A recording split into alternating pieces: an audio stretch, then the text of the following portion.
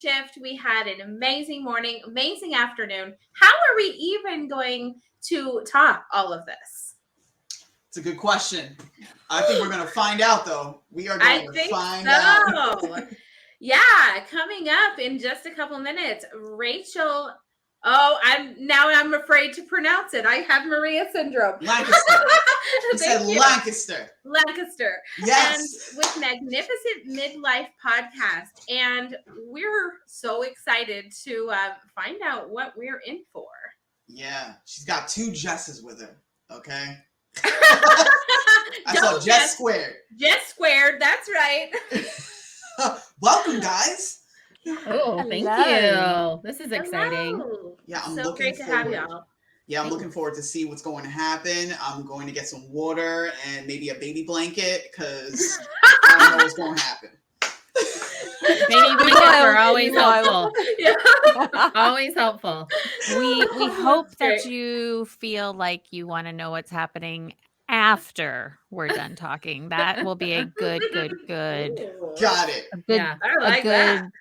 Sign of success, I guess, right? I roger that. So, Sarah, let's give them the stage. Let's see what they got. Go ahead, guys. Later. So I think Jeff is going to play a little video for me. Is that right? Hi, this is the Magnificent Midlife Podcast, and I'm Rachel Lancaster. This is where we celebrate women in midlife and beyond. We challenge the status quo and bash those negative stereotypes about being an older woman. We're not over the hill at 40, 50, 60. We're just getting started, and the world needs us now more than ever. I'll be talking all things midlife, about issues that matter, and sharing fabulous stories of amazing women doing very cool stuff. Now is our time. So here I am. I am a live podcast virgin, but I have these 2 wonderful women, Jess and Jess, to help me out with this show. So I'm not going to be sitting here talking to myself for 30 minutes. So it's lovely to have you here, ladies. Welcome. You are not alone. Are we all live podcast virgins here? No, you're not. We are not. You've done a live audio. We've done the other things, like some different variations, you know what I mean? So not exactly. I don't know what you mean by that, but I am here for talking about it. Okay. What I think that we should all embrace is that as midlife women, being either virgins or near virgins has been a long time. So I say good for us. Yeah. Good for us. Awesome. Cheers. Cheers to that. Absolutely. Well, we're kicking off as we mean to carry on, I hope. Yeah. So I should explain that we, all 3 of us, we like talking about things that other people perhaps don't like talking about very much, or it makes them uncomfortable.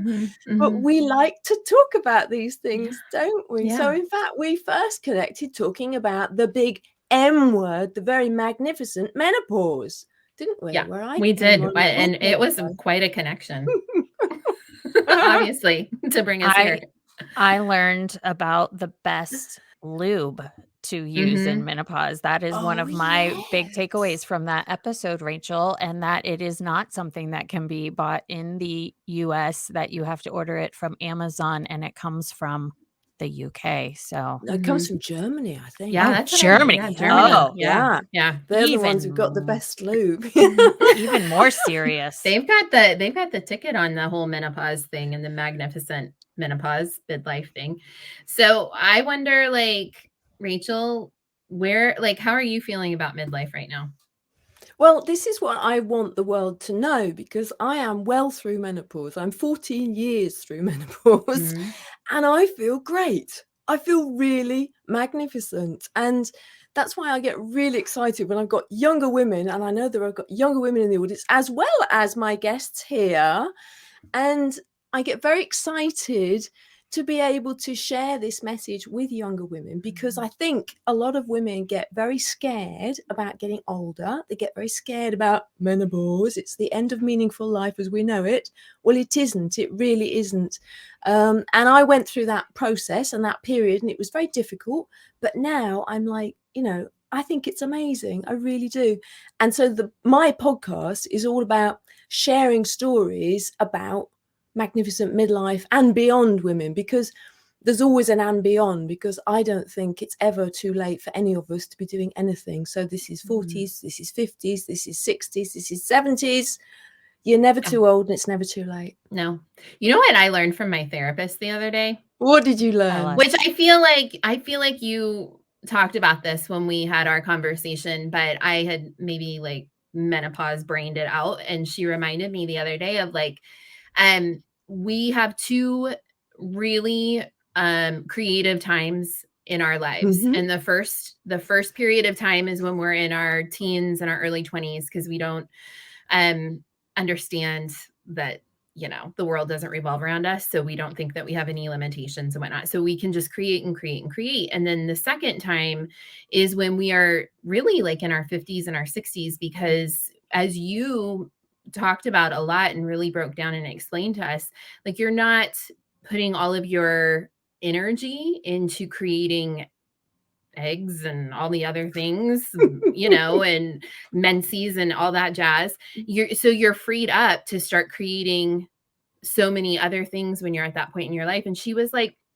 you know, this is backed up by research and science. And like, look at the average age of people who win Nobel Peace Prizes and who go on to win Grammys and, you know, blah, blah, blah. They're all like in their 50s, right? Late 50s, or at least not all, but, you know, like a large portion of them. And that like freed me up for this week anyway. I will keep remembering that. But I was like, oh my gosh, like I am only getting started. Exactly. But I always like to say that the end of my fertility has become the most fertile time of my life. Yes, I love Because that. I would saying never have done a podcast. I've written a book. She's there, strategically there. And I would never have done that before menopause. I was compliant before menopause. That's what I think. What does that mean? I did what I was supposed to do.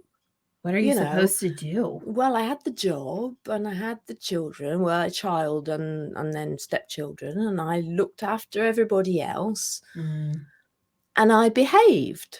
And now I'm like, you know, not so much estrogen in my body. And I like to call estrogen the biddable hormone, you know, and it's not there anymore. And I can put myself first. I can start thinking, what do I want to do with my life? And that, I think, is really exciting. So yes, younger women, I want you to hold on to this, because you know there is a whole exciting world for you waiting out there. There really is. One of the interesting things that I have found as I have been moving into midlife and embracing it, because I think that sadly, culturally, we are taught that we will become invisible and less valuable as we as women move into midlife. Men have the great distinction of having the ability to age and becoming better with age, like a fine wine. And culturally, women are like, I don't know, milk. We don't seem to age as well from the outside. And there's something a little bit freeing about no longer being focused on what the outward world thinks, sees, believes I should be doing, and having a little bit more of a who cares attitude. Have you found in the women that you talk to for Magnificent Midlife, Rachel, that seems to be a liberation that is pervasive amongst those of us in the club? I think it's massive. Yeah, I think there really is. You know, the bullshit meter just goes down. You know, we're not taking it anymore. And I think older women often have a reputation for being stroppier. Well, yes, they do. And I think some women get very scared by when they start getting more angry as they go through menopause and as the hormones start changing. But anger is just passion in disguise. So you can turn anger into real passion to change the world. And that's what I see a lot of women. They want to have more of a sense of purpose. They want to be able to leave a legacy. They want to do things on their terms. And yeah, they're not taking any crap anymore. And they're not waiting for anybody to give them permission. Yes, Like I was exactly. just having this conversation today with actually like a 14-year-old girl, and not about midlife, but just about the fact that we're so lucky right now to be in this time and space where we can do whatever we want, however we want to do it. Like, look at us. We're all like independently produced podcasts. We've got various independently produced projects, and we're like doing the thing. We're connecting, we're networking, we're successful. When we're going to keep striving, and we didn't wait for and I don't want to male bash, but we didn't wait for somebody to tell us that we were good enough or to validate us. We just went and did it on our own, and we just kept showing up because that's what women do. And look at us now. I mean, I think it's just like so empowering to think that I am not limited by anything other than my own energy and my own beliefs about what I can do.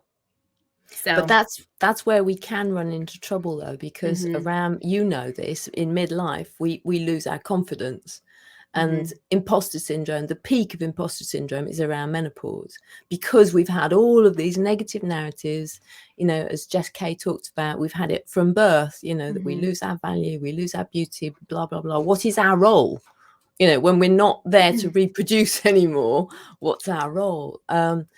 So I think we don't want to be held back, but I think some women can get very stuck, really stuck. So I want to help women get unstuck, because what I like, if you think about life, right? So 51 is sort of average age of menopause. It happened to me at 41, so it was a bit early. And it was so that it happened so you could lead us. I know. Well, that's how I see it now. Yeah. I really do see it like that. It was kind of a gift, but it took me a while to get to that stage of thinking of it like that. But if you think of life, so 20 to 50, that's 30 years.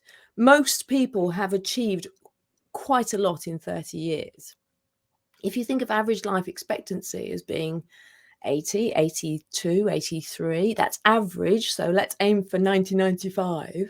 So that's at least another 30 good years in which we can, sit in an armchair and do nothing? Or actually get out there and really do some powerful stuff and change the world. That's what excites me. I have this dream of this army of older women just going and changing the world, because by it, the men have made a mess. Sorry, Jeff, but the men have made a mess of the world. Listen, the theme of the podcast, or the theme of the entire event, is women's indie pod. So it's a safe space. We are not male bashing, but there is, it just is. The pond in which we swim is a male dominated pond, and it is okay to bring attention to that. It is okay to say that is not okay, and that there are plenty of valuable, important, significant voices who are out here doing the work, and that we should lift each other up and look for the independent podcasts that are run by women and hear what they have to say, instead of feeling like it is a scarcity mindset. Like I think that one of the things we have talked about, Jess and I actually think we talked about it with Rachel, is that, we feel like there is only a few spots for women, and then we historically fight each other for it, as opposed to forget about it.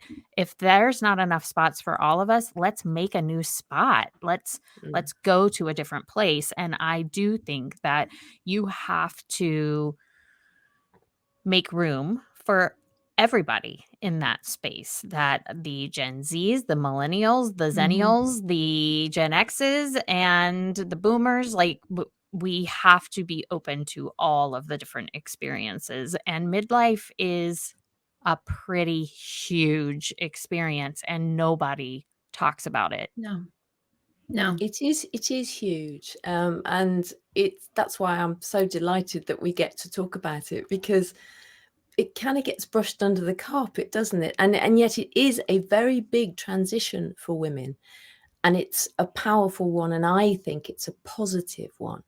Where I mean, it's a bit of a cliche to say we come into our power, but I really do believe that we actually become who we were always supposed to be. Yeah. But I think that therein is why we don't talk about it, because it's scary to our counterparts, right? Like a whole massive army of women coming into their power is pretty effing bomb. Like that's pretty scary, right? To some people, yes, to the institutions that are threatened.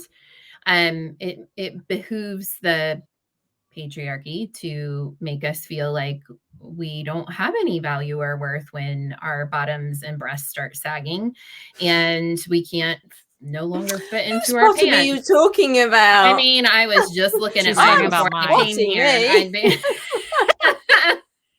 My bottom has fallen. It's Okay. Something It's okay is though. falling. Something There's- is happening here. Yeah. There's Anyways, power. there in is that bottom power in still, that though. sag. But yeah, I mean, because then it just wants to sit and podcast more and more than like, do the other stuff. But I think that really owning that, like, how do we talk about it, we wax philosophical about it, but what does it mean to actually like stand in it and operate in it? How do we help each other with that? Does that make sense? Yeah. But it's a big topic, isn't it? Yeah. How do we help each other? I think by doing things like this, by having this lovely Indie Pods event, by raising women's voices, it's about, we raise everybody's, what's that boat analogy? A We rising raise tide everybody. floats all boats. That's it. There you Yes. go. Yep. Thank you, Jessie. Yeah. 100%. Well, and I think that demystifying menopause is an important thing, because as we talked about when you were on our podcast, we should talk about that, available wherever you listen to podcasts.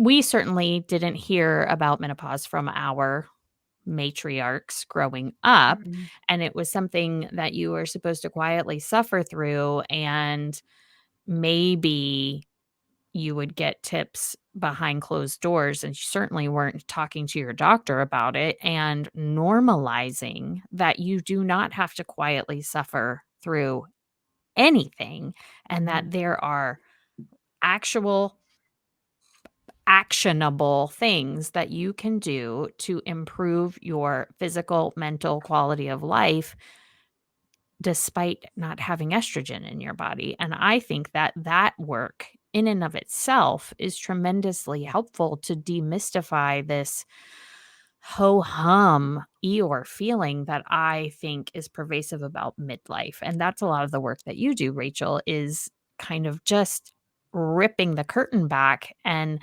looking at the specific things that no one wants to talk about, like sex and body image and career moves and relationships and parenting, all after midlife, don't you think? Yes.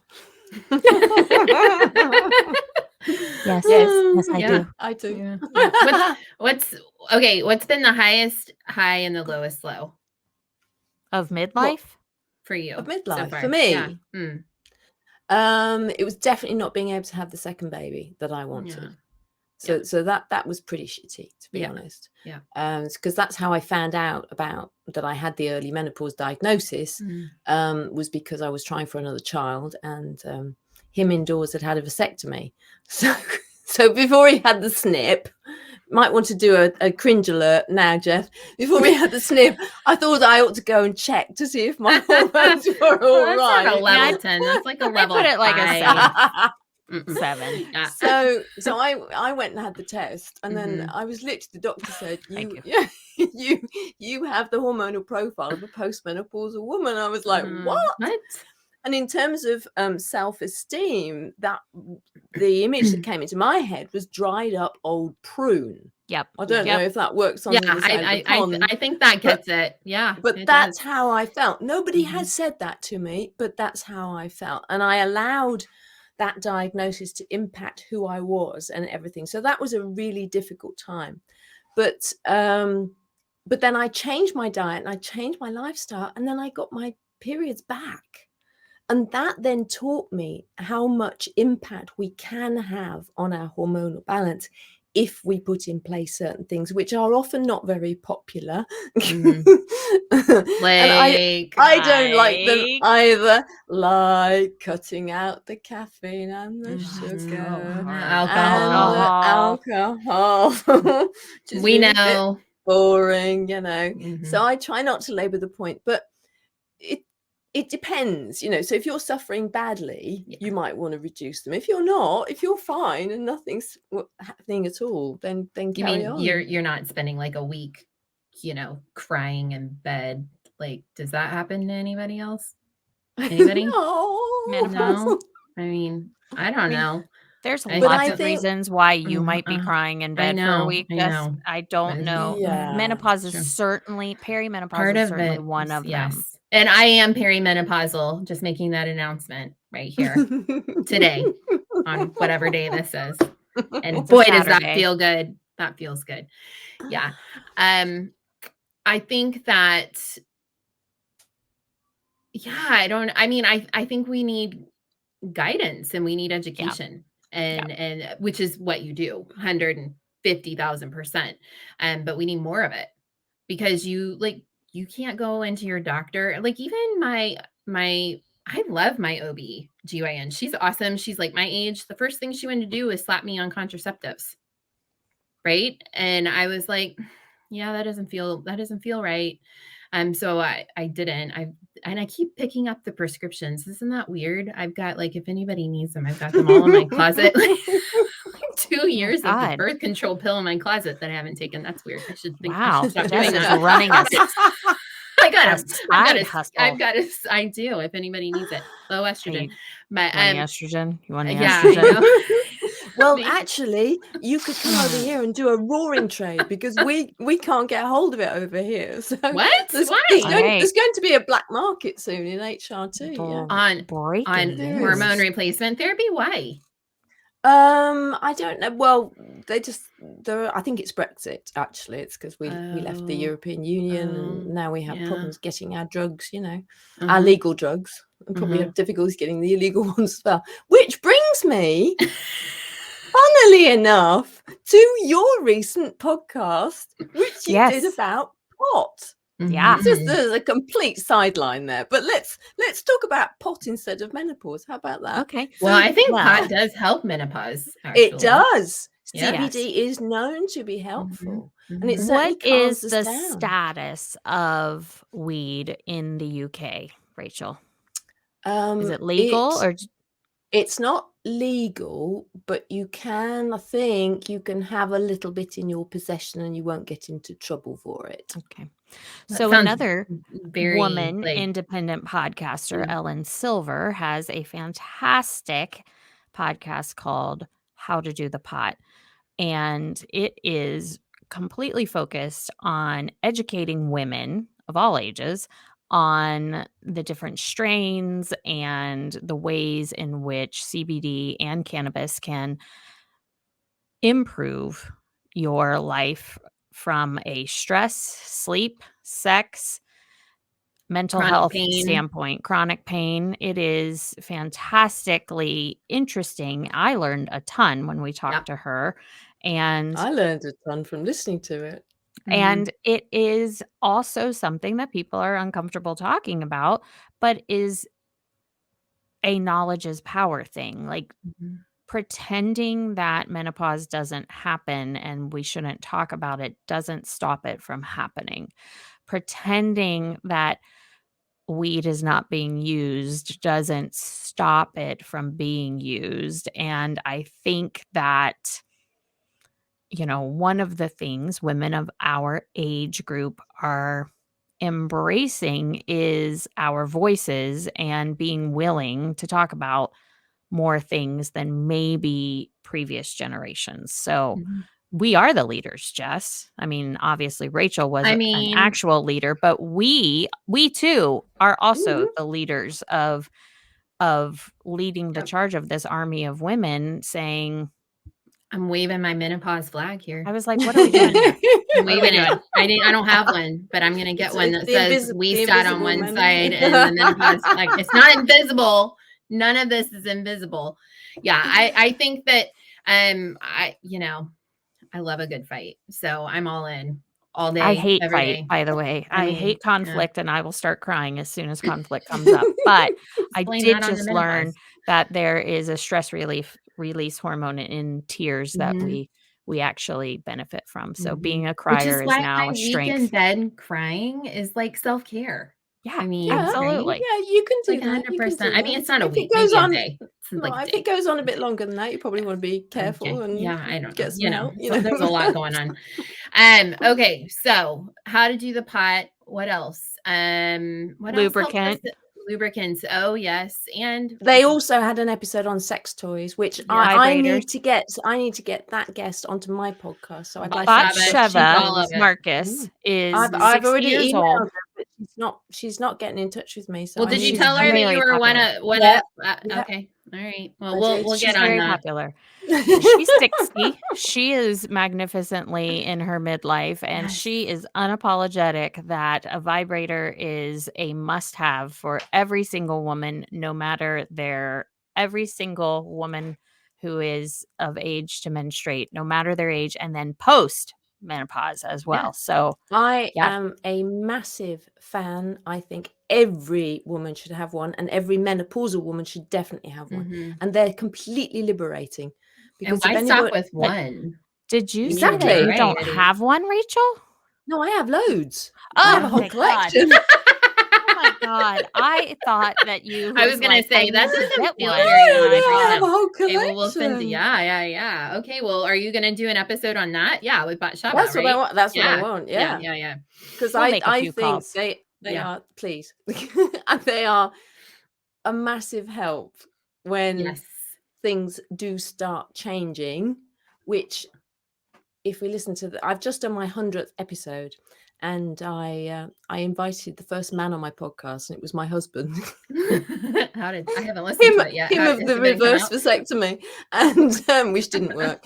But he talks about his experience of my menopausal journey, and we do touch just very lightly on our sex life, and we admit that it's different, but it's no worse. And he actually says, I think it's actually better, which is the I think sweetest thing. I know for a that- fact if I dragged a man in here right now that I happen to be Any married man? to, Oh, okay. well, I mean, maybe any man. I don't know.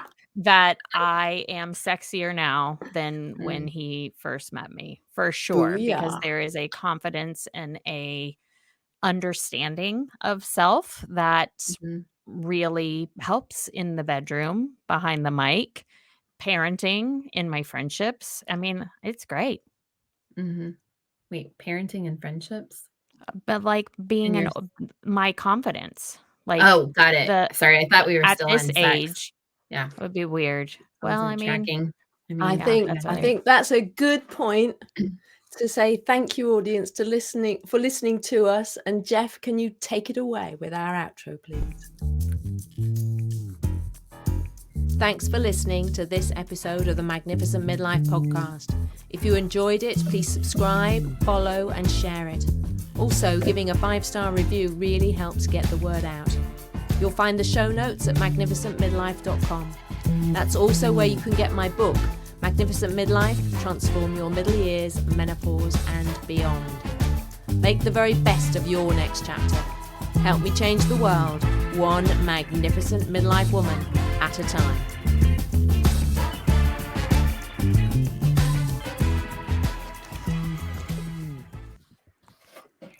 Fantastic. Wow, you guys, that was wonderful. So many perfect topics to touch on. Thank you. Yeah, such a pleasure to have you guys here.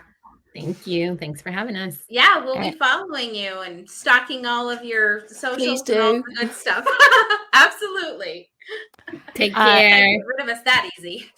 SJ, Thank you, Jesses. Sure. SJ, thank you so much Oh. for doing this event and for helping highlight all of us independent women podcasters. We really appreciate it. Oh, my favorite thing is to lift others. We rise by lifting others. My Yeah. absolute favorite saying. So 100%. welcome to have you guys as part of the fam. Thank you. Thank you. Bye. Bye-bye. Wow. Oh, Maria, this Hello. this is so amazing. This lineup has just been back to back to back. I mean, my face is gonna hurt all day tomorrow from all Yeah. this smiling and It's all of this facial stuff. yoga. It's Yes, facial. right? Have you ever done that? So it'll help like with any sagging that may start to happen. So that's another perk of watching Women's Indie Pause United, right? Yep. It's facial toning. So Yep, there you know, go. Look Face youthful. exercises. Good. Exactly. Youthful, Good. youthful. So excited. You know, Karen Gilbo is one of my friends that I met through podcasting. And I'll tell you, Maria, just like we touched on a little bit earlier, some of my closest best friends are people I have just met in the last year through podcasting. Yep. And Karen is one of those women. And she is just such an amazing mom. She's going to talk about her podcast, The Gilbo Girls.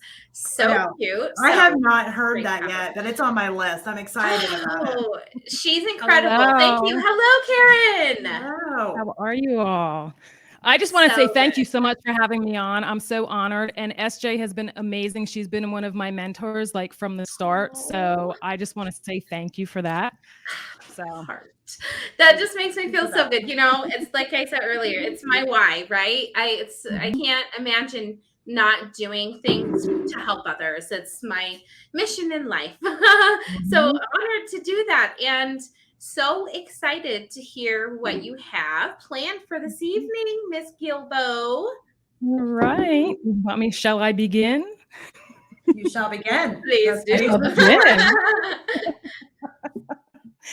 Okay, so everybody, my name is Karen Gilbo, and welcome to the Gilbo Girls Show. We're so glad to be here. You know, what an honor it is. We're new to this. Like literally, we just launched our podcast and YouTube show in January 2022, where you'll have the opportunity to hear from mothers, fathers, siblings, and individuals themselves about their journey of living with a disability. I know, it's called the Gilbo Girls, but we had to throw that bonus in there as we get the Gilbo boys to interview some of the dads and siblings and get their perspectives too, because it's just as important. We also have special guests from time to time on to share the many resources that are available to those living with a disability and their families. So I recently interviewed Billy Price, co-founder of Billy Footwear. And we did 2 interviews. One was on Billy Footwear and how their focus is on shoes that embody universal design, meaning they both appeal to and work for everyone. So they're huge in the disability community, especially for our kiddos that have the leg braces. And many of the adults wear them too. So the other one was more on a personal level, sharing his story of how he fell from a 3-story building and became paralyzed. So he said to me, you know, everyone has a story. And this is why he appreciated being on my show, because it's important to talk about this stuff and create platforms, you know, for people to be able to share. You know, we're not necessarily saying this is the solution, but let's talk about the struggles. And together, let's figure it out because we're all better for it. So when I first started the show, I was worried about, you know, asking the wrong questions or offending someone or, you know, maybe even going just a little bit too deep. And, you know, but I think that's also why I pushed off starting the show for so long. But it's so important to be able to share these stories and share how you got through those tough times and share those resources. You know, it's really about digging deep and sharing those vulnerable moments with everyone. So when you tune into our show, get ready to laugh, smile, cry, maybe even get a little angry when you hear some of the stories of their day-to-day struggles. But let's not forget their many triumphs. My favorite quote is, "It takes a village to raise a child." So this is an African proverb that means that an entire community of people must provide for and interact positively for children, for those children to, you know, to experience and grow in a safe and healthy environment. I have to say, if it was not for my village, we wouldn't be where we are today. So I encourage you to seek out our show and join our village by liking, subscribing, and especially sharing it to the masses, because according to the Centers of Disease Control and Prevention, 1 in every 4 people in the US lives with a disability. So it's really important to share. So today I'm actually going to share my story. So I'm a wife and a mother of two premature children who are now 18 and 22 years of age. You would never know that my son ever had any issues whatsoever if you look at him today. I had him at 28 weeks, weighing in at 2.5 pounds. He was in the NICU for just under 2 months, only to come home for me to have to give him CPR and end up back in the hospital. And this wasn't the first time I had to do CPR on him. So, it was one of the scariest roller coaster rides of my life, because it was a matter of life and death for him. He had what they called A's and B's, which stands for apnea and bradycardia. And it's where he would stop breathing for a period longer than 20 seconds, or his heart rate would drop below 70. He was on a heart monitor for, I want to say, about 8 months. 8 months old, which is typically longer than most have it, because, by then the kids are rolling around in their cribs, and the last thing you want to do is have him get hurt and tangled up in the wires, and, God forbid. So, but every day I prayed and I talked to God, and I put my faith in him, and, he didn't fail me, and he didn't fail my son, because I can tell you, yes, he struggled when he was younger. He didn't start walking until he was 18 months old. He was up on his toes a lot. He was diagnosed with a mild form of cerebral palsy and had to go for both physical and occupational therapy. He, had a hard time zippering his coat, putting on his shoes, and tying his shoes, with his handwriting, that kind of stuff. But I can also tell you that he turned out to be an amazing athlete, competing at local, state, and national levels for BMX and archery. He was also scouted out to play lacrosse for a D1 college and is now in the Army. So very proud and to see how far he's come. So we knew we wanted to have a second child, and we held off for 4 years to be exact. I was scared, but I knew with every pregnancy, they always say that, it's different. So I was like, okay, I'm going to put my faith in God one more time. And I ended up on bed rest for 42 days in the hospital with her. Her name is Faith, and giving birth to her at 31 weeks. She weighed in 4 pounds, 2 ounces. She was only in the NICU for about, a little less than 2 weeks. However, the day that she got released, the doctors told us that she had periventricular leukomalacia. Say that 3 times. So in short, PVL. PVL is caused by lack of oxygen or blood flow to the periventricular area of the brain, which results in death or loss of brain tissue. They proceeded to tell us that she had an 85% chance of having cerebral palsy, and by 6 months old, she was diagnosed with CP, and our lifelong journey began. So with JD, it was life and death, life or death. But with Faith, we knew that it was going to be lifelong. We were told all about the things she wasn't going to be able to do. She was never going to walk. She would be wheelchair bound, amongst other things. But she proved all those doctors wrong. And I give all the glory to God, because she uses quad canes in the house. She uses a walker for school, church, and shorter distances. And she uses a wheelchair for the longer distances. Faith not only has cerebral palsy, but she also has cortical vision impairment. So she sees what we see. It's just that her brain doesn't perceive it like ours does. She actually goes to the Maryland School for the Blind. And she also has no depth perception or peripheral vision on her left side. Recently, she was diagnosed with Postural Orthostatic Tachycardia syndrome, POTS. And POTS is a condition that affects the circulation and blood flow. And the primary symptoms are lightheadedness, fainting, and an uncomfortable rapid increase in heart rate. So basically, when she's laying down, her heart rate and her BP is fine. She goes to sit up and it raises. Well, she goes to stand up and then it goes up like 30 more beats, going into tachycardia. So the 3 most things that help with that is exercise, which is hard because she is limited with her cerebral palsy. Sleep, which was hard because she was getting up at 5 o'clock in the morning to catch the bus at 6:10 in the morning to get to school, and then not getting home until 5 o'clock. And every night we have something, whether it's therapeutic horseback riding, whether it's the chiropractors, there's always something going on. So she wasn't getting a lot of sleep. So we were able to find somebody who actually transports her to and from school. So she gets an hour and a half extra sleep in the morning. She gets home at 4 o'clock so she can tackle more exercise. And we're working on nutrition. They also put her on beta blockers.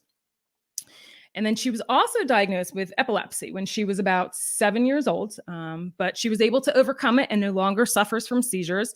We actually stayed at Johns Hopkins for 7 days. It was February 7th through the 14th in the epilepsy monitoring unit, where they monitored her brain activities. Everything was fine, normal, seizure-free. So I told them, like, all right, she no longer has epilepsy. I'm like, you need to put that on letterhead so I can frame that, so it can remind me that God is still in the miracle working business. Like, this is amazing.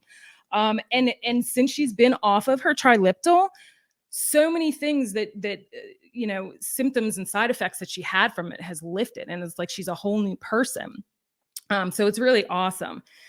One of the reasons why I wanted to start our show is because I feel I have a lot of knowledge and life experience living and working with the disability community, from countless hours of traditional therapies and specialist appointments to many hours on the phone working with insurance companies, and now going through this transition period, of waivers and Medicaid and Social Security. And, what is she going to do when she graduates? She gets to go to school till she's 21. So she still has 2 more years, but it's going to be here before we know it. So it really is truly a second job, and it's very overwhelming. I learned early on how important it is to perform research and be an advocate. And I always say, if it wasn't for the people that came before me and have given me the advice that they have and really actually walked this walk, I would be completely lost. So, it really is my purpose and platform to be able to provide supports and resources for others out there. My hope is to connect one another. Some may get resources that, they've never even heard about, to just that feeling of, wow, I'm not the only one going through this. So it really touches on everything, and it takes you, from those highs and those lows and on that roller coaster ride from birth and on up. So, you really feel what they feel. And it also brings about awareness of how so many people around the world are taking things for granted, from eating, walking, dressing, bathing, writing, speaking, to even dancing, because they simply don't have the knowledge or the awareness. I mean, I know when we first started going to church, they see all the obstacles and things that faith has to overcome. And they're like, yeah, that little lake over there. Yeah, I'm not going to complain about that. Look what she has to deal with every day. So not only is it necessary, but I think it's critical to significantly increase awareness and teach individuals how to communicate and advocate for themselves, and for others to do the same for their loved ones. So I want to bring that information and support the people living with a disability, and their needs to help them have a better life. Raising children are not cheap either. But did you know that raising a child with a disability costs more on average, and depending upon their diagnosis, may need care for the rest of their lives? So with Faith, she's going to need care the rest of her life. So her fine motor is affected. So she needs help with hygiene and showering, getting dressed, putting her socks and shoes on and her bra on. In the kitchen, it's not safe. She has a hard time pouring. Her balance, and how would she, to even take one thing from point A to point B with her walker? So all of these different things in there. So it costs an estimated a little over $233,000 to raise a child to age 17, according to the U.S. Department of Agriculture. And that's not even including any of the alternative therapies that you may take your kiddos to. Most families who have a child with a disability has one parent at home. In order to care for them, bring them to therapies like physical therapy, occupational therapy, speech therapy, all the different specialists. And I always found myself in that direct sales space, if you will, because I was able to do that and be free to bring her to all her appointments. And then later on, as she got older, I got into the school system and worked in the school. So I was able to get her on the bus, get her off the bus, have my summers off. So that really worked out good, but I always had a part-time job on the side. I always worked 2, maybe even 3 jobs at one point, just so that we can make ends meet. Because financially it's hard. I also spent a lot of time researching, and I've raised over $30,000 to date for Faith over the years for alternative therapies. So we went to Canada for 5 weeks of hyperbaric oxygen treatment and conductive education. We went to Michigan for suit therapy for 2 weeks. We did 2 weeks in New Jersey for medic therapy, and then went back for another week. we actually had one of the conductors from Hungary come over and stay with us in our home for a month and work with her daily and help us kind of adapt the house, you know, to for her needs. So it was pretty amazing, not including, you know, therapeutic horseback riding and everything else. And so, you know, one of my goals also is to have families on to highlight these different alternative therapies and share what has worked and what hasn't worked for their child, how they raised the funds, and what organizations are even out there that you can apply for, you know, for grants and stuff. I've always been a multitasker and have been called the jack of all trades by many. And I do work full-time job now. I do get help with Faith, but I think I'll always have some type of side gig going because, you know, everybody's like, oh my God, I don't know how you do it. I'm like, when you see me stop, then that's when you need to check in because then you know something's wrong. I'm always involved in something one way or another because I want to help people. I work for the ARC Northern Chesapeake region, which is a nonprofit organization that supports individuals living with intellectual and developmental disabilities out in their community to live, work, and thrive. I'm actually the treatment foster care recruiter and admin. I've been there almost 5 years, but I've been involved with them since 2006. And again, had I not found that resource, Faith wouldn't have had half the stuff that she has now in place. So it really, really is. It's all about getting that support and seeking out. So getting back to Faith never lets, you know, she never let her disability hold her back from trying new things. She was in Girl Scouts, she was in cheerleading, played sled hockey, and she even walked the runway in New York City for Fashion Week in 2016 for Runway of Dreams. Runway of Dreams is a nonprofit whose mission is to work towards a future of inclusion, acceptance, and opportunity in the fashion industry for people with disabilities. So in 2016, Runway of Dreams partnered with Tommy Hilfiger to launch their first adaptive clothing line. And Faith was actually in that. So it was pretty amazing. So that line is now called Tommy Adaptive. She's also been in photo shoots, interviewed for many TV segments and articles, and even attended a White House celebration for inclusive design, assistive technology, and prosthetics. So it was awesome. What a great experience. There was only 130 people that were invited. So Mindy Shire, she is the founder and CEO of Runway of Dreams, later launched a talent agency for individuals with disabilities called Gamut Management. And we've been blessed to be involved with both Runway of Dreams and Gamut Management from the start. So Faith is one of the faces that you'll see on the website, actually on both of them. And then again, in 2019, Faith was asked to walk the runway once again for New York Fashion Week, this time showcasing Kohl's Adaptive. So 2 days before the show, we got a call about an opportunity to film a documentary with a nonprofit called By Kids. By Kids produces inspiring youth-created documentaries about pressing global issues to use as catalysts for empathy, connection, and change. They do this by identifying universal themes and then pairing renowned filmmakers with the young storytellers who humanize important topics through their own stories, making them accessible, relevant, and actionable. So Faith's, her mentor director was Joyce Chopra. Amazing. She has won so many awards and just all the different things that she's directed and won awards for. It's amazing. She was just fabulous. So she found out that Faith was like in love with American Girl doll growing up. And it just so happened that she had directed the American Girl doll movie, Molly. So when she came, she bought a book, a behind the scenes book from the making of Molly. So, and you could see pictures of Joyce when she was younger, you know, in her prime, doing doing what she does and loves. And she had even autographed it and said something to the fact like, each day I work with you, I grow to love you more and more. You're my very own American girl. Love, Joyce. So it was awesome. So By Kids partners with public television and education innovators to distribute the films and support materials for in-class and at-home learning. This provides a broad platform for cross-cultural understanding and empathetic engagement. So Faith's World, which is the name of her documentary, is a part of a series of 4 that has a reach of 84 million viewers through PBS. And the films, along with school guides, go to half the schools in America through Discovery Education. The belief is that one story can lead to understanding and change. How powerful is that? So this is one of the best experiences by far. We filmed 2 days in New York, capturing her walking the runway and interviewing Mindy.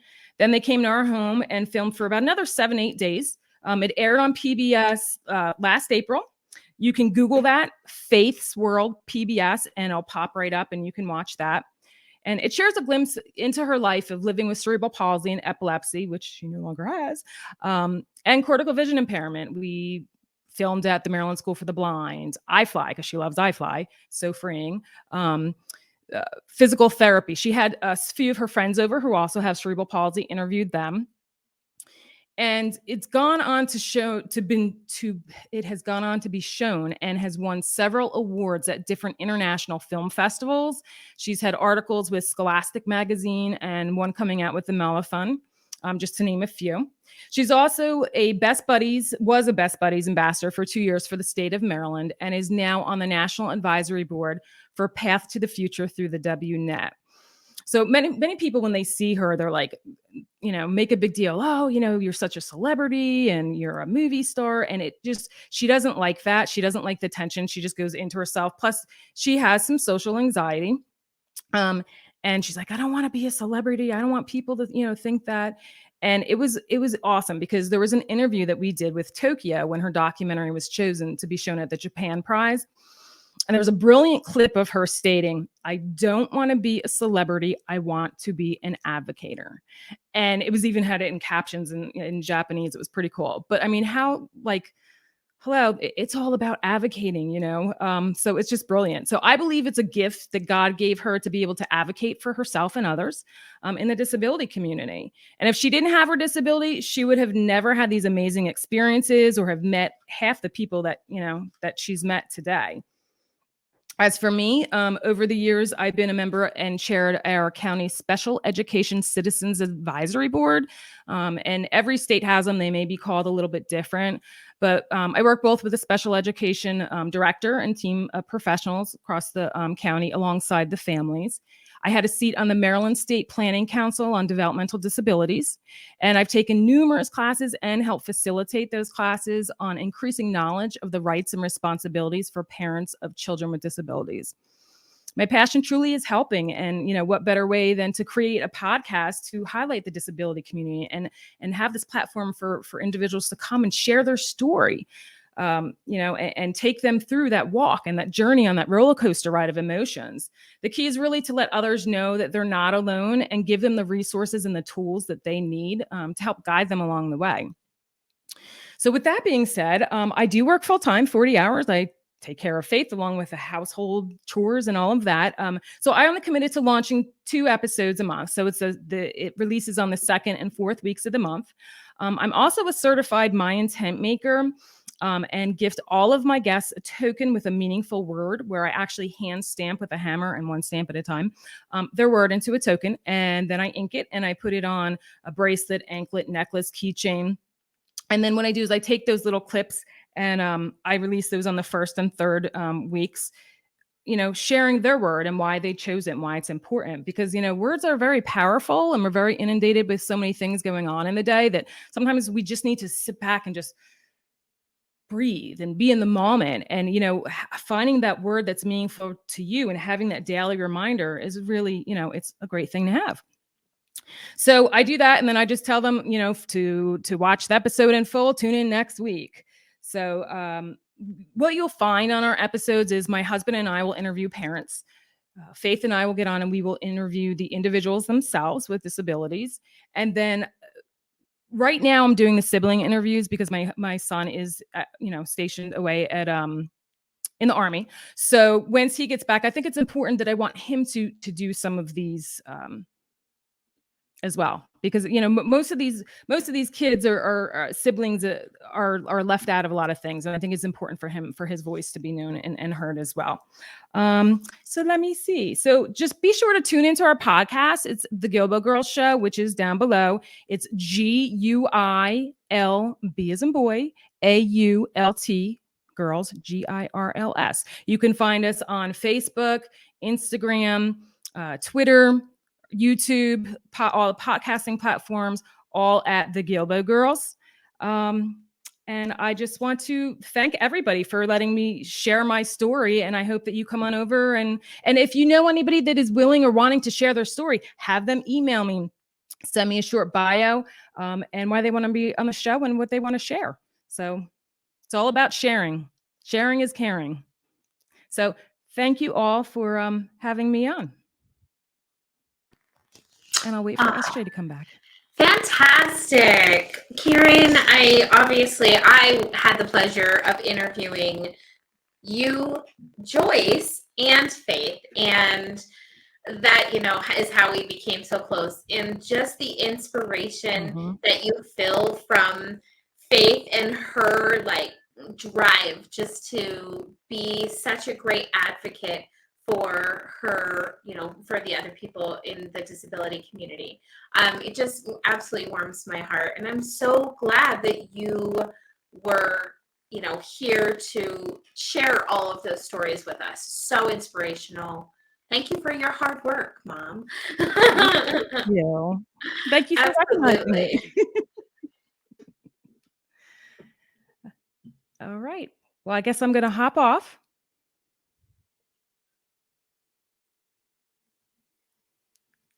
Oh, Sarah, hit refresh, it says. And Maria, you're on mute. Thank you. All right. You're welcome. So yeah, I ended up running here. Jeff just texted me and I was near my office. So I ran in here, which, yeah.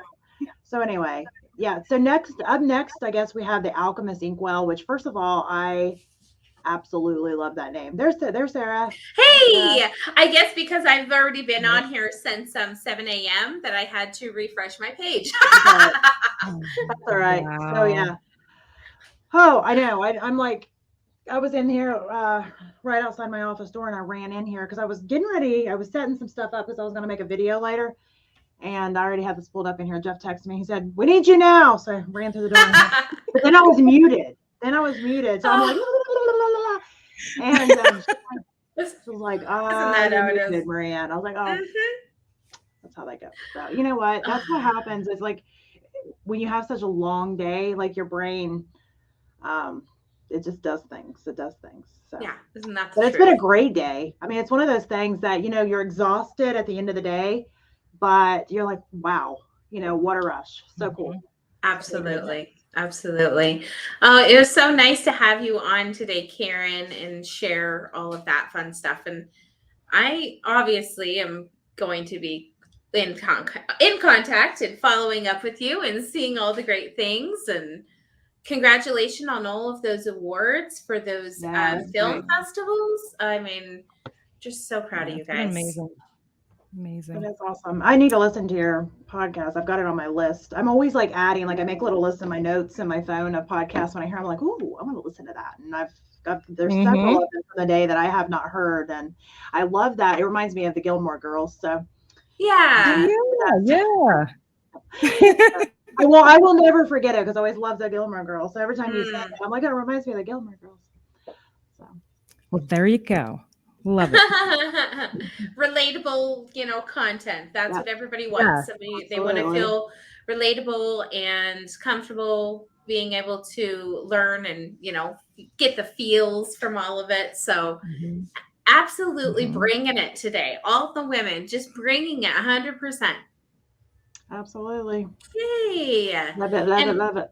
Coming up next, we have Emily Dexter, and I'm really excited to hear, what her podcast and just all of the people. And there's still so much more to come. Like, how is that even possible? Hello. Hi. Hey. Nice to be on here with you guys. It was great to catch the last little bit of the summit. This has been fantastic. So thanks for having us. I love it. Yeah, so great. And it's just so neat to be able to meet all these other people that I haven't met yet. So great to meet you guys. And yeah, we'll be stalking all of your social medias. So just know that we're after you. Liker of words. I'm looking at her. I'm looking at her hand. I'm like, liker of words. I love that. That's great. Oh, that's funny. Awesome. Yeah. All right. Well, we're gonna hop back and let you all do your thing, and we'll see you in a bit. All right. Thank you. Hey, Krista. Hey, Emily. So great to see you. So, for everybody else who's watching, hi, I'm KristaLyn, and I'm Emily Dexter, and we are the hosts of the Alchemists Inkwell podcast, which is a spiritual podcast for grounded people. And we love to really bring in spiritual concepts, apply them to everyday life, and also really talk books and how the archetypes of story is so magical. So we bring in a lot of that into our daily, or actually weekly podcasts.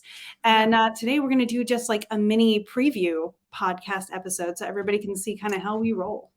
Yeah, so a little bit of background on the both of us. I am both a professional psychic and best-selling author. We have a program where we work together to help people write their fiction books in alignment with their astrological divine timing and channeling in their characters psychically. And Krista, I'll let you introduce you and all of your amazing background. Thank you. So my main thing is that I do professional astrology work, and astrology is my love language. It is the thing that I just cannot stop talking about. And I also have over 15 certifications in various energy works, psychic experience, mediumship, all of those things as well. So we make this really great holistic approach towards spirituality, towards books, which we've both been publishing, for 20 years?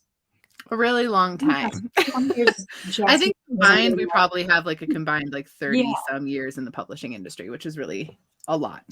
And we use that spirituality to make it a healing modality using fiction stories, which is really, really fun. And we also throw in the divine timing and the spirit guides and the psychic activations, which Emily is incredible with. So. Thank you. So what we did essentially for this episode, and this is not typically how we run our episodes, but we thought this would be a great way to get you guys familiar with the show and also give you guys some really awesome information, is that we asked on our various social media channels what questions our followers, the listeners of this show, were interested in actually having us answer live. And we got a lot of questions. So I first want to preface that if anyone is watching this, or if you're listening to the recording of this and your question doesn't get answered, we literally only have time to do about 5 here, maybe. But we got 250. So we're apologizing in advance if we don't get to your question, but we will still answer those in other episodes of the show or maybe on our social media channels. Also, as we read the question, I am going to try to say the handles of the people who asked them, and I'm going to royally butcher them. So we're just going to be really honest right up front. Not going to go well, but I'm going to give it a shot. We see you. We just don't know how to pronounce the name. Exactly. You're valid. We just can't say it. Krista, which question would you like to start with? And then I can read verbatim the way it was asked. So there was a question about tuning into animals that I think is just such a great starting point, because how warm and fuzzy, quite literally, is that? Exactly. Okay. I'm super down for that. So this question was asked. Oh, I can pronounce this because the handle is M46S. Awesome. There we go. M46S asked this question, and it is essentially, when my dog feels sick, I wish so badly we could communicate. What is a good way to tune in to our pups?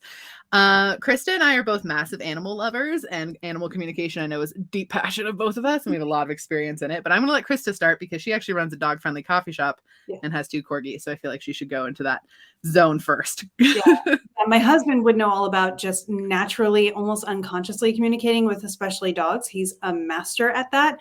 But personally, when I work with animals, especially my dogs, I got practice doing it when my corgi was very little. Jack. I have 2 of them now. There's Jack and Zelda. But when Jack was very little, he would run off into the woods, and my parents have 18 acres of woods. And I would just freak out after about 20 minutes thinking he was never going to come back. He always did, but I wanted to learn how to kind of communicate that this is the time to come back now. I'm getting worried. And through trial and error, I found personally that communicating by feelings and images was a lot more universal. And so I would end up kind of almost remote viewing through Jack's eyes to see what direction he was in. And when I felt like I had that connection, I would use this to test myself, send an image of the house and snacks to Jack, and say in my head to him, the "come Jack," which was his command. And sure enough, from the direction that I had found him, he would come running and expect treats. The treats was not the surprising part, but the direction helped me confirm that this form of communication really helps. And just knowing that it's like a connection from the heart to the heart, rather than trying to think in a logical sense, because that's kind of where the animals are coming from. They're little spirit guides, and I love them. Yeah, absolutely. I couldn't agree with that more. Definitely speaking heart to heart, using familiar and emotionally charged images, feelings, words, and sending those to your pet or to your animal that you're working with can be really beneficial. I've ridden horses since I was itty bitty, and I spent many years as a horseback trail guide in Lake Tahoe, where I live. And nothing will demonstrate clearer the power of your emotional feelings to move an animal than working with large livestock in any capacity. And that goes for our actual pets as well, too. Now, keep in mind, animals have free will. They don't have to listen to the communication that you're sending, and everything does take practice. So the best thing I can recommend is basically what Krista said. Send feelings, send images or sounds that mean a lot. And it's also important for you to understand the way that you naturally sense and pick up energy, because that's going to be the way that you're most fluently going to communicate energetically with another being, is to use your energetic sense to do that. So if you're really good with physical touch and you want to communicate that way, if you can touch them and then send a feeling, that can be really beneficial. Or if you really like images, attach an image to the feeling you want, attach an image to the command you're giving, whatever it is, to the pet. To figure out what is wrong, just to touch a little bit more on the question about the sickness too, that is very similar to the way that you would do a body scan on a person. And obviously we have limited time here, so we can't fully dive into that concept. But if you touch them, just go with what you sense first, what you feel, and then ask for continued validation from your guides, from the pet, whoever it is that you want to work with, to validate that what you're picking up on is in fact accurate for what the pet is feeling or going through. Mm-hmm. And if you do have any practice with energy healing modalities, I know I used to use, at first I had a dog that I would use Reiki with the dog, and that could go either way because it was such a neutral this or that. But when I learned some other modalities, IET, integrated energy therapy, being my favorite in that respect, it really did help me to be able to zone in on what was going on. And you can ask them and they will give you symbols and feelings just the way you would give them to them. It's a two-way thing. And building trust is going to make it all the better. The better you treat the animal, the more trust they have for you, the more easily they'll probably communicate. The other thing I always like to leverage, and again, we always kind of sit back with fiction books being healing modalities. So to highlight how fiction books can help you with this, think about your examples where people have a deep communication or a deep bond with an animal in a fiction book and the techniques they use to communicate, and then genuinely try them. You'll be surprised at how well this works. And I know it sounds like it's a little bit in the fantasy world, because it is, and that's kind of the point. But like, for example, the way Aragon talks to Saphira, that kind of energy, the way that it's thoughts and feelings coming through before it's ever words, the way he kind of understands where they are, you'll notice you have similar things like that with your pet. So if you leverage their ways of communication, you're going to get a lot of clarity in those spaces, which is super fun. Like using that tool, using a book of fantasy world as a tool is so viable and real in energetic reality that makes it a lot more fun as far as communication goes. Yeah. And it gets you in a mindset of believing it's possible. And that is going to get you through 90% of anything that was preventing it in the first place, because the doubts will be removed.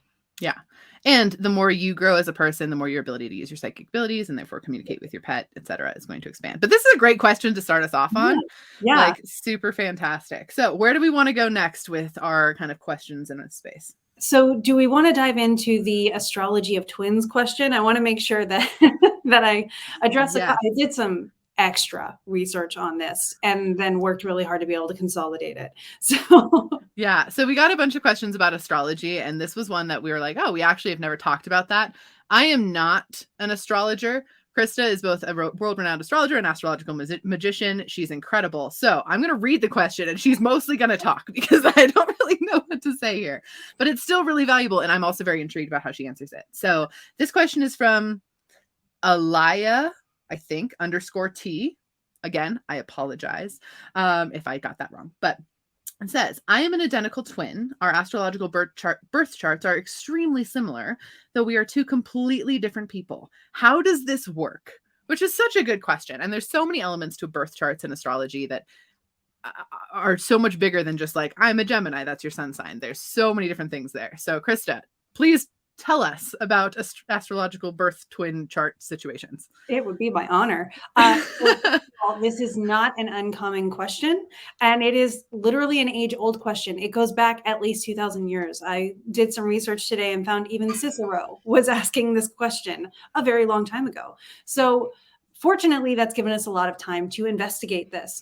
And to put it in the primary and simplest terms, a couple minutes can make a difference, primarily in your ascending sign or degree. So for instance, I had a niece born over the summer, and she was born in the first minute of Leo rising. Had she been born a minute before, she would be a completely different rising sign, which would have turned her entire chart into a different setup. So your rising sign sets up the tone for your entire chart. It is that number one place, and in fact decides the first house in your chart. Everything else falls in sequence after that. And the houses show the areas of life. Planets are in the houses, signs are in the houses. And so I like to think about it as a pizza, right? You have the circle, which is the pizza pie, the dough. The sauce goes on top. We'll call that the signs being distributed into 12 slices, the houses. And the toppings would be where the planets fall. Some toppings are more heavier concentrated in one area. Some may just be a plain cheese slice, and that's okay. For the instance of twins, it really comes down to several schools of thought. And I'm going to keep it very brief because we are in this brief episode. But 1 degree can change a lot of predictive technique things. So if you have 1 degree of difference in your ascendant, that can change a lot of things regarding progressions. It can change if your ascendant changes, Time Lord techniques change as well. And so then you have the idea of what really does a person need to be? How similar or how different do you have to be in order to feel like you're an individual, or in order to feel like you're identical? So in this case, we are coming to understand, especially psychologically, and very much as depth psychology really supports, the predictive techniques of astrology and even the expressions of astrology tend to be very archetypal, which is why story is such a great way to translate astrology, because you have genres of story, you have archetypes of characters. They do a lot of similar things, but they do it differently. Richard Tarnas calls this concrete diversity. It's having a lot of the same inclinations or same basic traits, but you exercise them in different ways based on the people you run into, which will trigger different synastries for you, the different transits, which could change by location for how that affects you. Another really digging deep way, I actually looked at some twins to really get a challenge on this. I looked at the Scott brothers from HGTV because they were born only 5 minutes apart. And so their ascendant changed just less than a degree, but that degree moved the ascending degree into a new term, because you can actually break houses and signs down into smaller pieces there. So we can drill down and find that individuality and that diversity in many ways. And of course, the world is going to challenge you in different ways, and you will grow that whole nature versus nurture kind of aspect. So I hope that that was a very brief but helpful way of explaining some options for how we look at that kind of situation. Yeah, it's always so interesting to hear Krista talk about birth charts, because it's way out of my depth in so many ways, but she always calls it like your stamp of approval for being you, which means that you can find all the elements of you, of who you are, of what you believe in, of what you do, how you feel aligned, even how your day is going today. It's all going to be in there. And to see that proof time and time again is so rewarding. And I think it's so fascinating that just little things can still, how we show up as people changes drastically, and we can still find that evidence in our chart, even if it's only you're born 2 minutes apart from someone in the same hospital on the same day. Yeah, I actually have been interested in twins my whole life. And I was one of the people who was like a big fan of Mary-Kate and Ashley Olsen growing up. So I happen to know from memory that they're only 2 minutes apart, but they're very different people. And you can imagine that that shows up in their astrology as well. There are ways to find that. That's so cool. I was also a huge fan, so I totally get it. So the next question that we have, and this, I can pronounce this handle too. Yay. I'm excited about that. It's Happiness Brewing. That's easy to pronounce. The handle is Happiness Brewing, and the question is, why is it that sometimes my psychic abilities are strong and other times they do not seem to be working at all? And I kind of feel like that builds off of your last answer a little bit. I can see, from an astrological perspective, how the transits may be in a place that day. Like, what if the moon is in your 4th house and it's just a time that you need to rest? Or if the moon is in your 6th house and you're supposed to be working more actively. So you have more of an energy at that point of outward work or external work, as compared to if the moon were in Pisces or in its natural place in your chart. There are very many things that we could look at for when the ebb and flow of your intuition may come around. The Yeah. moon being the fastest mover, so the primary thing that I would look at first for that day. But other transits may come in as well. We've just been experiencing a lot of Mercury Neptune this week, so it's been a lot of either brain fog or highly intuitive, and so you may be experiencing that kind of thing in your own personal transits. Yeah, and branching away from astrology, but just talking about an energy sensing space as well. In those capacities, it could be a various myriad of different things. You might have a block that's triggering up because it's something that you're healing through.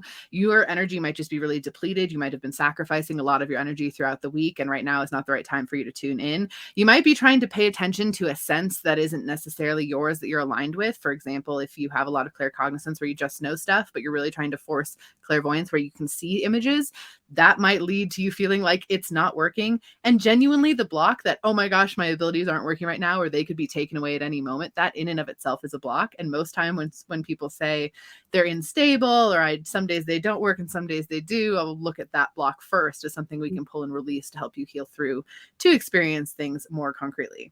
The other thing I just want to say on that note, though, because this is always the number one fear that people get when I work as a psychic mentor for people as well. And the number one thing is always like, well, if I open them, I'm never going to be able to shut them off again. No, that is completely inaccurate. You are in charge of the switch, which goes both ways. You can turn them on and turn them off. Mm-hmm. So if you're ever feeling like, why is it not working today? There's a whole muffin basket of reasons why that could or could not be working, etc. But always examine first, well, why am I trying to tune in? Am I actually doing it in my alignment? And do I just need to turn it on for a second and actually have that time to experience my abilities in the way that they need to show up? Yeah. And branching off of that, even when I've found when my abilities don't show up, or someone will ask me a question and I get nothing, like it's just crickets in there, I've come to understand that that's not my question to answer. And sometimes you're to serve someone and show up for someone when really their guides want them to listen. They want to connect more directly. When I used to give readings, I owned a holistic shop for a while. And I always said, my goal is you won't need me anymore after a while. Like you won't have to keep coming back, because I want to enable you to connect with the divine in your perfect way, which is, Emily, kind of what you do with your mentoring and with all the block pulling you do in your readings. And so sometimes the person asking for intuition is supposed to be listening themselves. So you get removed from the equation. Or sometimes, it's not something that you need to be playing a role in. So even though you want to be put in and you're like, coach, put me in the game, it's your time to be sitting on the bench and watching and observing and even learning a lot of the time. Sometimes when I talk to my guides, because again, I'm very psychic with that aspect, I can talk to them very easily. Usually they answer, but sometimes they will literally just be like, oh, that sounds like a problem, doesn't it? And they like nothing. And that's the other thing, is maybe you're learning something different. Maybe you need to tune in a different capacity. Like maybe you don't really know everything that's going on. So the biggest thing with that is always to do whatever makes you feel the most comfortable. And if you're having fun, the chances are good your intuition is going to be on point. Your abilities are going to be open and flowing. And so if you're sitting in that alignment and in that fun and in that joy, that is the easiest way to turn them back on, to flip that switch back to a space where you're going to feel more intuitive. The one thing I always recommend, if you're feeling like stuff is blocked, do not force it. Ever. Please don't. It's never going to work the way you want it to. Do not be like, well, I just need to meditate and sit there and try to force it all to come through. That is going actively against your alignment and actively against the natural flow of all of our energy. So it's more about doing something that helps you feel aligned, going outside, whatever it is, drawing, as opposed to like, let me try to make this work. Mm-hmm. Often it's just a matter of refilling your cup. Yes. Whatever energy that is. It's just like you wouldn't overwork a muscle just because you couldn't lift as much as you wanted to that day. You gradually build it up. And if you need to take a rest day, you take a rest day. Yeah. So it is a very much as within, so without kind of concept. Yes. All right. Let's dive into the next question. The reason I just got like, oh, is this username is not easy to pronounce. So I 100% cursed myself. Okay, here we go. We got Yasminded 303. I don't know if I got that right, but I apologize if I failed. And this one is about time, which is one of our favorite things to talk about, because time moves very differently in other dimensions and different spiritual spaces and higher vibrations in different planes, you name it. So how does the spirit world perceive time? Do they understand it? How do they work with it? It is so hard to wrap my human brain around. And honestly, it's the answer is not super simple because they do not perceive time the way we perceive time. And they hardly respect it. They really don't. And that goes for like our higher selves too. That goes for different planes of existence. That goes for different dimensional stuff. That goes for extra dimensional planets. All of those different things. And time only works the way it works here. And there's different scientific things you can even look at, like light years and stuff. Like we are viewing time differently when we look at the stars in and of itself. So that level of construct around time, which I know can be really staggering. But yeah, I'm sure you have stories to emphasize that, but time moves very, very differently, and they do not conceptualize it the same way we do. And they get frustrated at our limited conception of what time is. I, in my experience, I usually get the blank face, and it's like they what? You need a what? Because 2 stories that I have come from trips that I was able to take only a month apart from each other just before 2020. Go figure.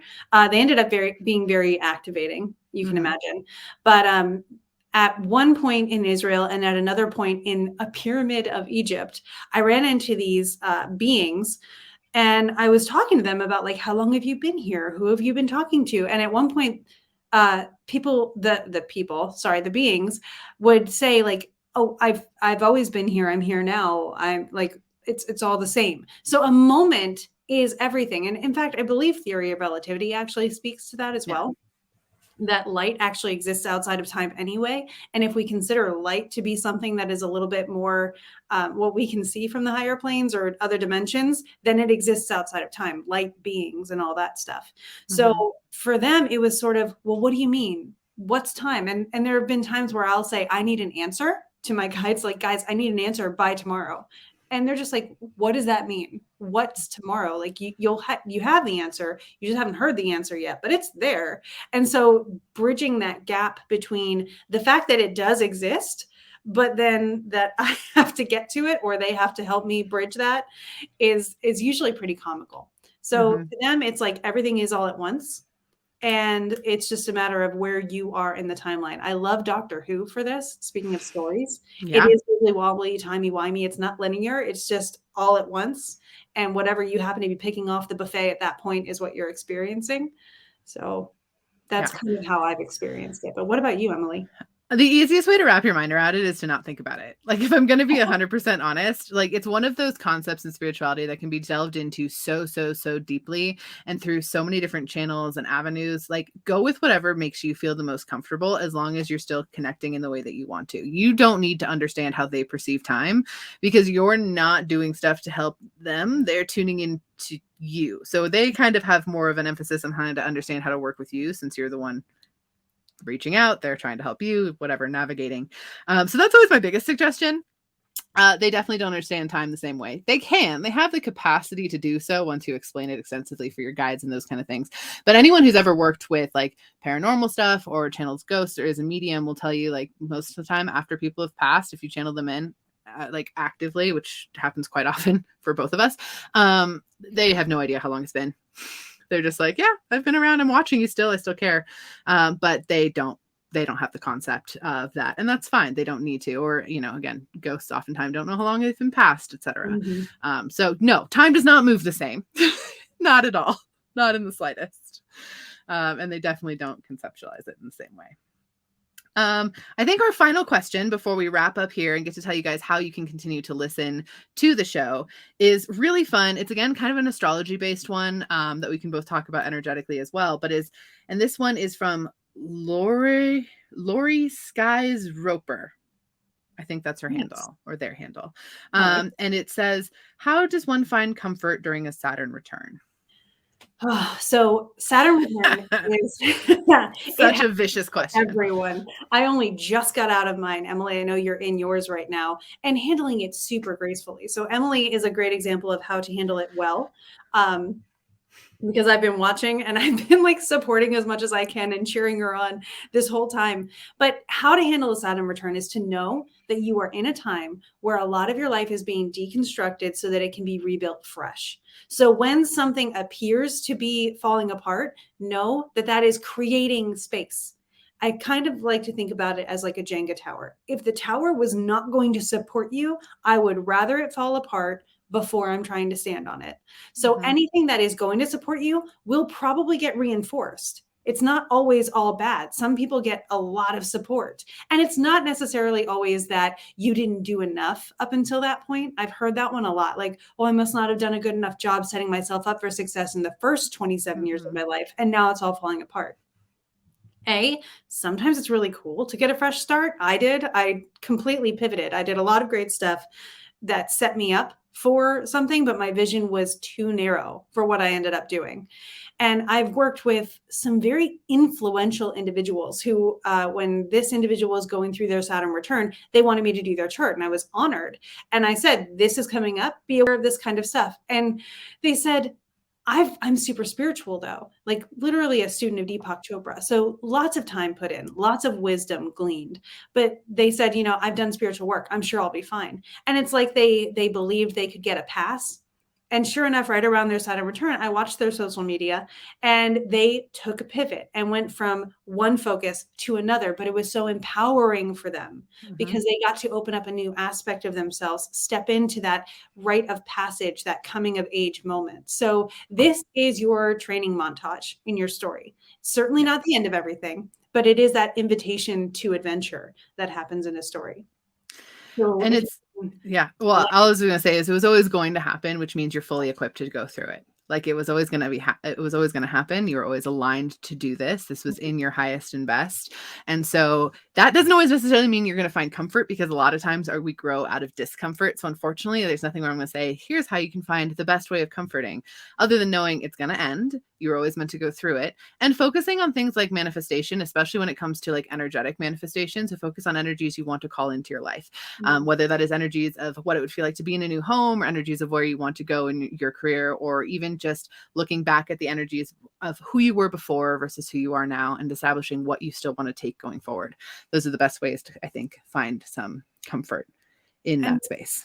One final note is this is your life. So feel it. Let yourself feel it. Don't try to avoid it, because you're actually cheating yourself out of having this amazing life-changing experience by trying to avoid the feeling. And this is true throughout life. But I remember during my Saturn return, I felt like, and look where I am now, by the way, but I felt like I had to allow myself to give up my writing career, my novel writing career. And I remember taking a weekend and saying to my husband, I'm just going to be sad this weekend. I need to mourn the loss of this thing I worked my entire life for, that I am now deciding to release.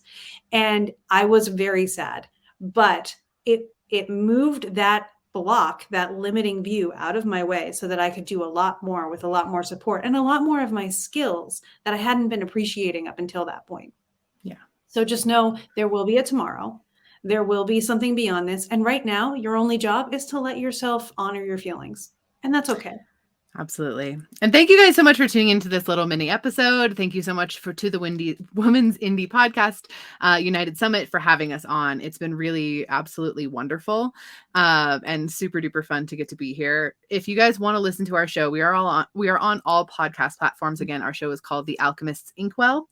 You can also find us on various social channels, Instagram, YouTube, under our handle on Instagram is actually The Forgotten Storytellers. And then on YouTube, it is The Alchemist Inkwell, where you can watch most of our episodes live. But we do premiere a new episode every week. We have some fun guests, but mostly we give you kind of an astrological and energetic outlook for the week ahead to help you be the most prepared that you can and navigate all of these crazy woo-woo spiritual stuff in a way that is grounded and aligned with you. So, Krista, do you have any other final thoughts before we sign off here? No, just really grateful that everybody's here. Grateful for the opportunity. Thank you for this chance to be a part of this event, to the Women's Indie Podcast United. I have to say it really fast and then I get it right. Also, guys, we do post individually, mostly on our social channels. So definitely follow Emily at Liker of Words.